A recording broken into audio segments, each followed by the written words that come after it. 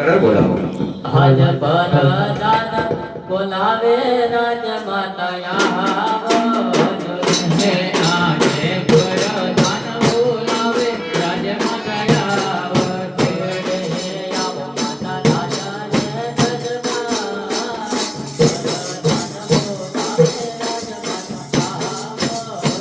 હે આવશે રાજને દરબાર પરદાન બોલાવે રાજમાતા આવશે.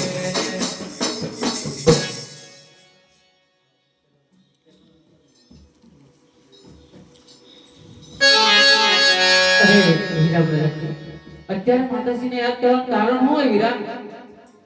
હવે તમને મહારાજા બોલાવે. અરે કોઈ દિવસ નહીં અને આજે રાજમાં આવતા સ્વામીના દિલના બે ઉદાસ જણાય છે. ચલો એમની મનની હું વાત જાણું. અરે આજ સતી રે આવીને સ્વામીના ચરણે નમે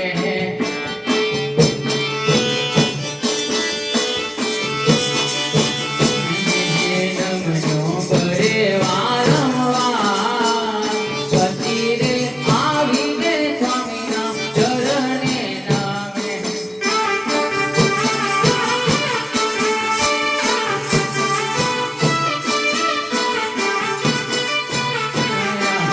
આજે સતીને જોઈને સ્વામી અવળું ભર્યા.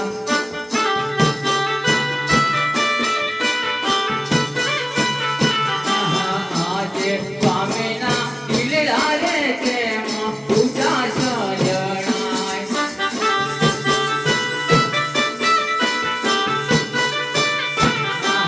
આજે તમે રે ગયા કાના ઘર ભરવારે હે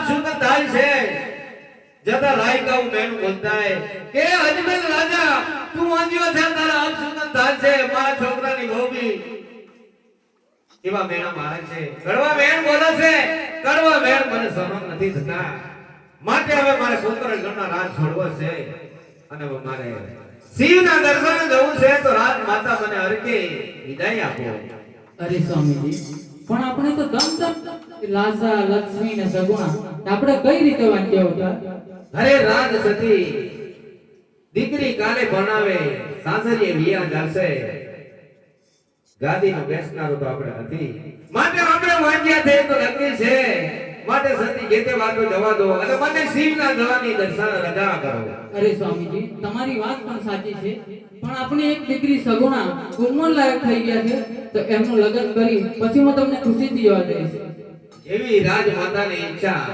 હે મારા વાલા પ્રધાન હાલ ને હાલ આપણા પોકળગઢના ગોર મહારાજને હાલ પોકળગઢના નર બોલાવો